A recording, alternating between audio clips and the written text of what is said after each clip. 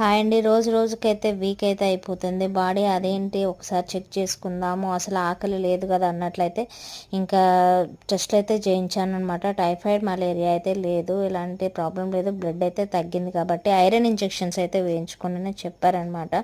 So అలా అని ఒక 3 అయితే ఐరన్ ఇంజెక్షన్స్ వేయించుకుందామని అయితే ఆ హాస్పిటల్కి అయితే వచ్చాను.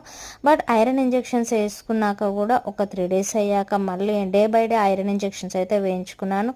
3 డేస్ అయ్యాక కూడా మళ్ళీ టెస్టులు చేపిస్తుంటే మళ్ళీ మనకి ఇంక్రీజ్ అవ్వాలి బ్లడ్, కానీ డిక్రీజ్ అయితే అయ్యిందనమాట. అదే ఒకటి చాలా షాకింగ్ అనమాట.